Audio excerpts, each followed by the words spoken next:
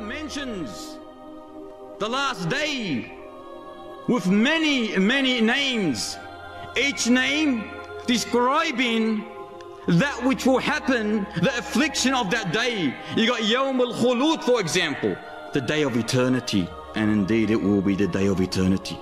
You got Al-Ghashiyah, the overwhelming. You got Al-Haqqah, the reality. You got Al-Waqi'ah, the happening, the occurrence. You got Yawm al-Hasrah, the day of grief and regret. You got Yawm al-Ba'ath, Yawm al-Qiyamah, the day of resurrection. You got Yawm al-Khuruj, the day of coming out. You got Yawm al-Taghabun, the day of gathering. There are many other names for it. Each name explaining the afflictions that will occur on that day. El-Qaria is one of the names of the day of resurrection. It means the striking hour, the thumping, the beating.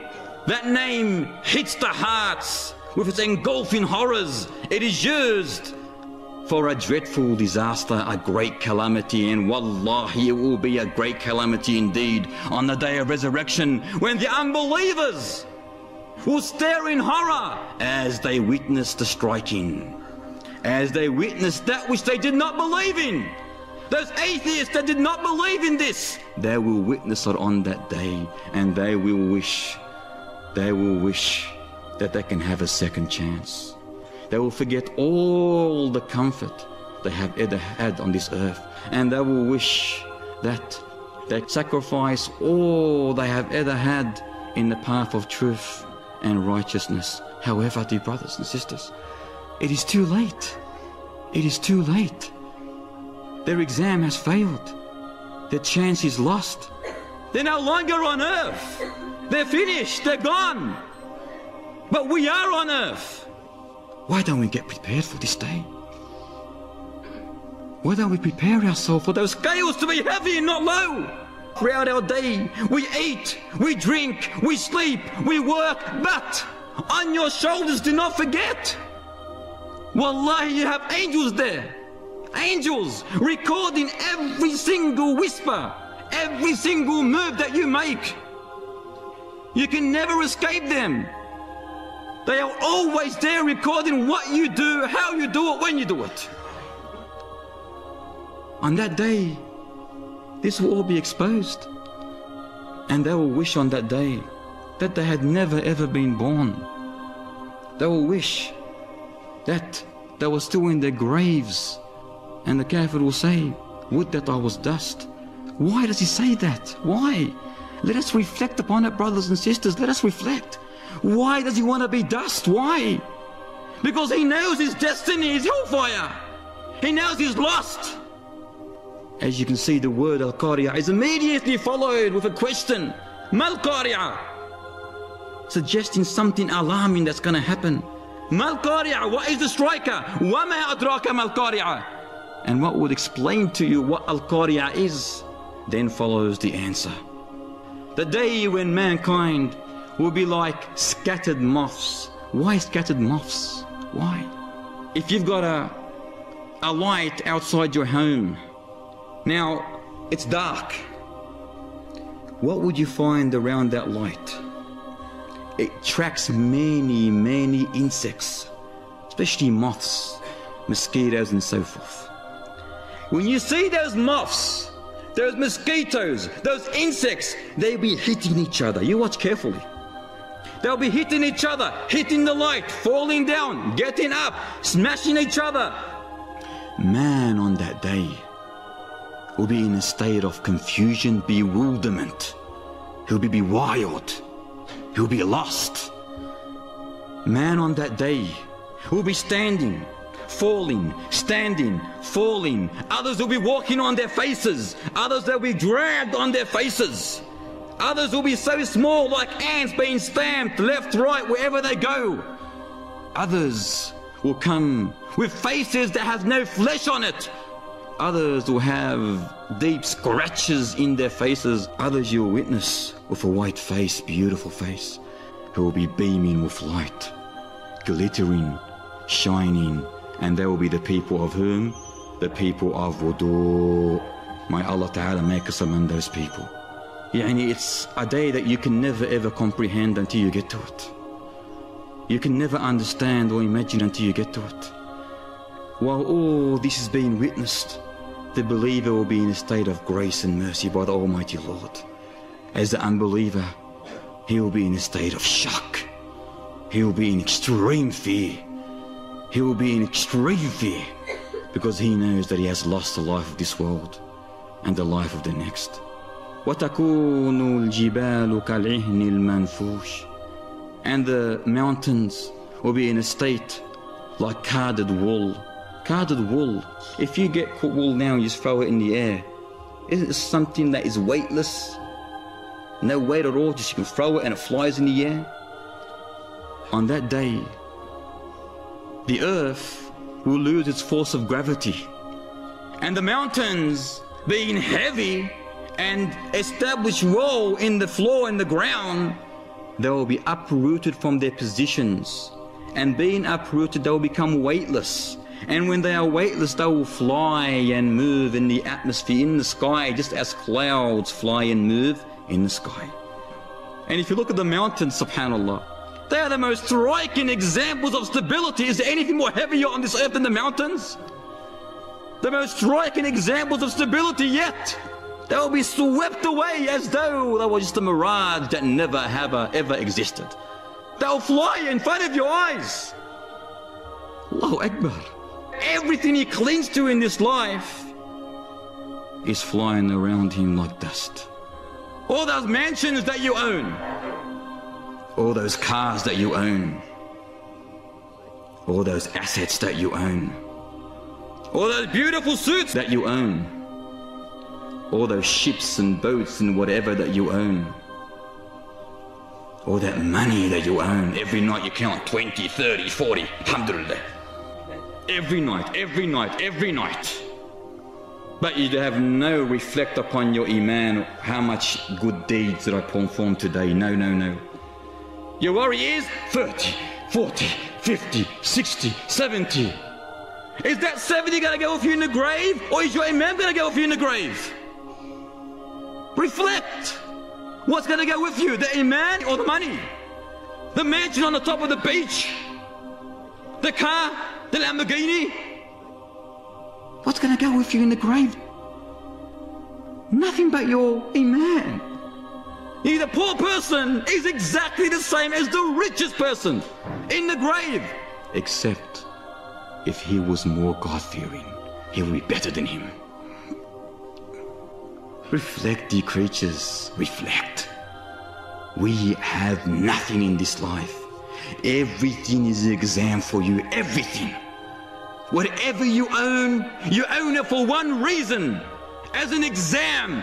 The sun, the moon will be folded up and joined together, one into the other, and it will be deprived of its light. The stars, the planets will be scattered about, they will grow dark and they will fall down. The heaven will be stripped off, taken away. The seas, the oceans, the rivers will overflow and they will become a blazing fire. And then, when all that happens, on the plane of resurrection, Allah Ta'ala will erect the balance, the scales. And there, the hearing of the cases of the people will be in progress. As for he whose balance of deeds will be heavy, he will have a pleasant life. He will have a pleasant life. That will be the day, dear creatures, when Allah subhanahu wa ta'ala will unveil his kingdom. The kingdom of the Almighty Lord will be in full veil before the people in its true reality. Hellfire with all its contents, with all its punishment, will be visible to all. Paradise with all its beauty, adornment, its bliss, will be visible to all. But why? So the wicked people should see that which they are deprived of, and where they will be casted thereafter.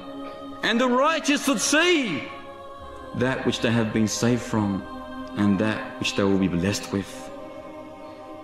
Allahu Akbar. How can we make that balance of ours heavy on the day of resurrection? Now we say, how can we do it? Wallahi, every single person at this very time, in front of him is a door which is widely open, widely open. All you have to do is go and get a big bag and pick up the good deeds and put them in the bag. So your balance become heavy. Is it hard to fill up the good deeds? Very easy. Isn't the door open for you? Yes, it is open for you. What you are doing now, wallahi, now, right now, your scale of deeds is becoming heavier. How? Because you're listening to a righteous lesson. A lesson of Islam. Performing prayers, prescribed and optional, that will raise your scale. At night time, after you have slept, halfway through the night, get up and do wudu in the most adverse times. Get up and do wudu, you're a Muslim, get up! Wake up! Do you not want your days to be heavy? Wake up and perform 2 rak'at. Is it hard? No, it's not hard. It's easy. If you want it to be easy. And imagine the reward involved in that. Fasting. Not only in the month of Ramadan. Fast every Monday and Thursday. Fast. Is it hard? No. I told you the door of good deeds is open for you. It's not hard. But you gotta make it easy for yourself. It's there for you already. This is all deeds you just gotta pick up. And pack them up in your bags. Pack it up. Pack it up. You prefer to have 1,050 kilo bags of good deeds than only half a 50 kilo bag. Isn't it logical? And the way you do this is by chasing and chasing and chasing the good deeds, not chasing the mal, the money. That's not going to help you. Your good deeds are going to help you. Performing Hajj, Umrah, Allahu Akbar, the reward you will get. Giving in the way of Allah Ta'ala, openly, secretly, obligatory, optional, give.